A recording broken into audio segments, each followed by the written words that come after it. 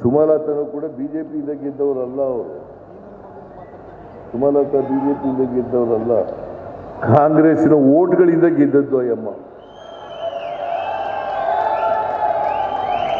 ಕಾಂಗ್ರೆಸ್ನಿಂದ ಓಟ್ನಿಂದ ಗೆದ್ದದ್ದು. ಈಗ ತಿಕ್ಕಾಟ ಶುರುವಾಗ್ಬಿಟ್ಟದೆ,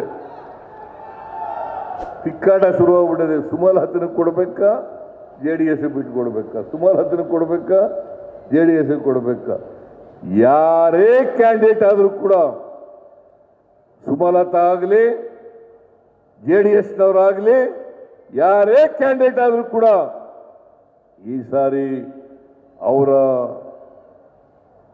ಅಪವಿತ್ರ ಮೈತ್ರಿ ಇದೆಯಲ್ಲ, ಈ ಮೈತ್ರಿ ಅಭ್ಯರ್ಥಿಯನ್ನ ಸೋಲಿಸಿ ನಮ್ಮ ಅಭ್ಯರ್ಥಿಯನ್ನ ಗೆಲ್ಲಿಸ್ಕೊಡ್ಬೇಕು ಅಂತೇಳಿ ನಿಮ್ಮಲ್ಲಿ ಅತ್ಯಂತ ಕಳಕಳಿಯಿಂದ ಪ್ರಾರ್ಥನೆಯನ್ನು ಮಾಡಲಿಕ್ಕೆ ಬಯಸ್ತೇನೆ. ಈ ಬಿಜೆಪಿಯವರು ಬಡವರ ಹೆಸರು ಹೇಳ್ಕೊಂಡು, ರೈತರ ಹೆಸರು ಹೇಳ್ಕೊಂಡು, ಮಹಿಳೆಯರ ಹೆಸರು ಹೇಳ್ಕೊಂಡು ಅಧಿಕಾರಕ್ಕೆ ಬಂದಂಥವ್ರು, ಅದು ಹಿಂಬಾಗಲಿಂದ ಬಂದವರು.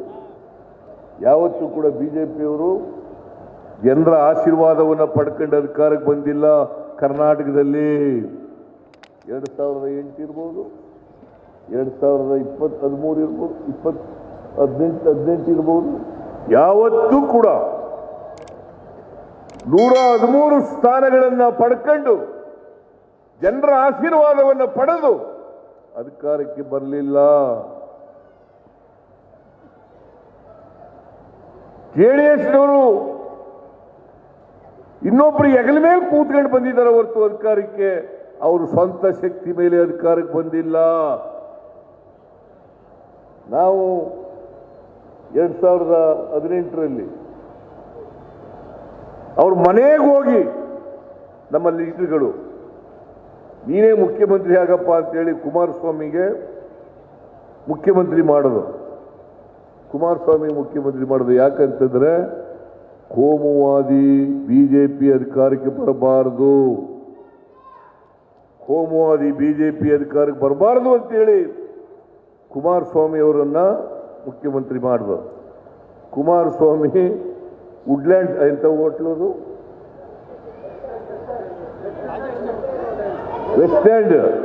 ವೆಸ್ಟ್ ಎಂಡ್ ಹೋಟ್ಲಲ್ಲಿ ಉಳ್ಕೊಂಡು ಅಧಿಕಾರ ಕಳ್ಕೊಂಡು ಅದನ್ನ ಕಿತ್ತಾಕ್ದವ್ರು ಯಾರೋ ಅವ್ರ ಸರ್ಕಾರನ ಮಿಸ್ಟರ್ ಯಡಿಯೂರಪ್ಪ 17 ಶಾಸಕರನ್ನ ದುಡ್ಡು ಕೊಟ್ಟು ಕೊಂಡ್ಕೊಂಡು ಆಪರೇಷನ್ ಕಮಲ ಮಾಡಿ ಕುಮಾರಸ್ವಾಮಿ ಅವರನ್ನ ತೆಗೆದಾಕಿ ಅಧಿಕಾರಕ್ಕೆ ಬಂದರು. ಈಗ ಅವರೇ ಇಬ್ರು ಸೇರ್ಕೊಂಡಿದ್ದಾರೆ ಜೊತೆ. ಯಾರು ಇವ್ರ ಸರ್ಕಾರ ಕಿತ್ತಾಕಿದ್ರು ಅವ್ರ ಜೊತೆಲೇ ಸೇರ್ಕೊಂಡಿದ್ದಾರೆ.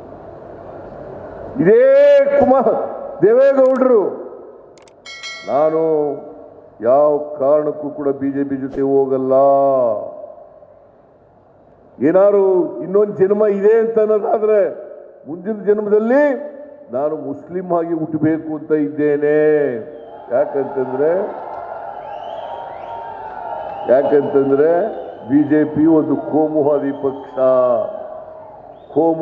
ಪಕ್ಷ. ನೀವ್ಯಾವತ್ತೂ ಕೂಡ ಬಿಜೆಪಿಯನ್ನ ಬೆಂಬಲಿಸಿಲ್ಲ.